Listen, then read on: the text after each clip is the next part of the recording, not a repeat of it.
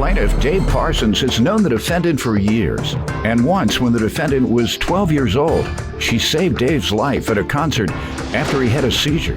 Dave claims they've been friends ever since, but he's suing her and her boyfriend for car damages. Defendants Christy Berg and her boyfriend Reuben Higginbotham admit that Christy and Dave were like brother and sister, and Dave helped raise her. Christy insists Dave agreed to let her work off the debt, and now he's going back on their deal. Start with you. I've known Christy since she was about 12 years old. Met through some mutual friends at a concert we went to all together. She kind of helped me out that night after prior work injury. I had a seizure, and she saved my life. And this is what age you say? 12 years ago? She was 12. Right. And she said.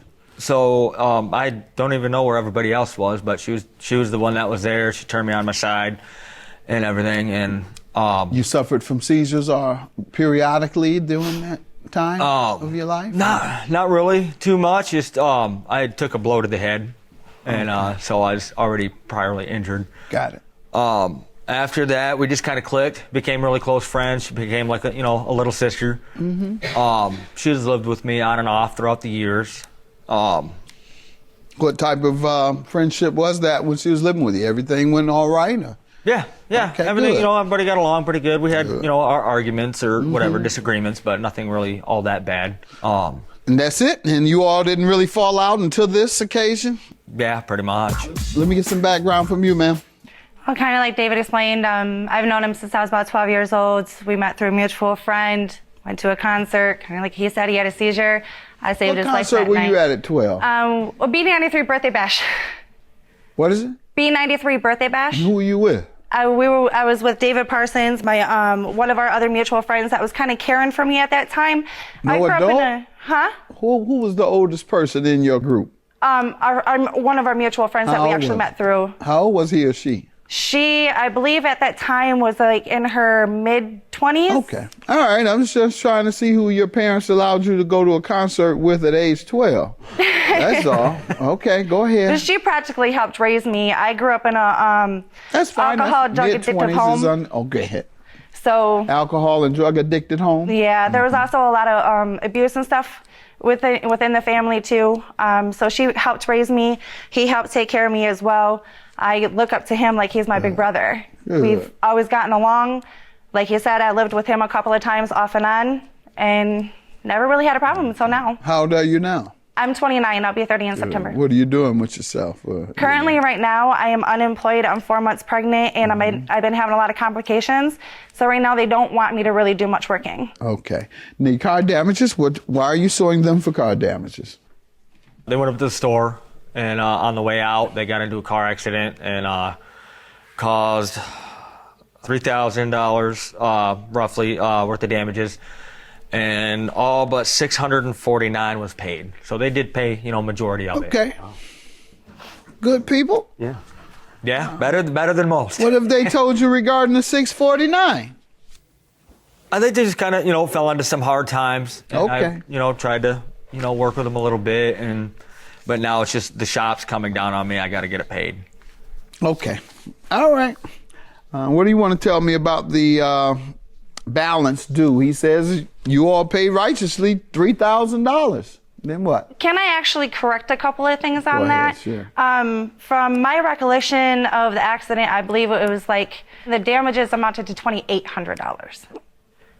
Right around in that ballpark figure. That could be. I'm not really sure, Your Honor. My dates, my memory for dates and times isn't the greatest. Amounts is what we need to know now. It don't have to be dates and times. Amounts. The car damages that I have on the paperwork estimated were $3,000. Names, times, locations, sometimes faces, right?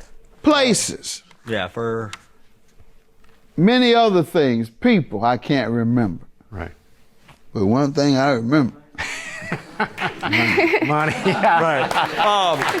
None. Yeah, the total amount for the estimates right here from Quality Express. Let's see it. My assistant Stacy, he's amazed all the time. I can't remember anything. Do you remember, Judge? You remember we sat down? I said, no, I don't remember that. Because he handles a lot of my financial transactions, too. Yeah. Well, Judge, you got it. I said, no, I had such and such in there, and that such and such should go there, and that, and the other, and that thing. How do you remember that? You don't remember anything else? I do. What is your defense?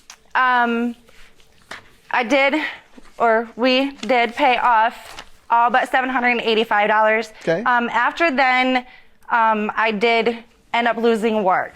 Like I explained with my pregnancy and the complications and stuff, I was out of work.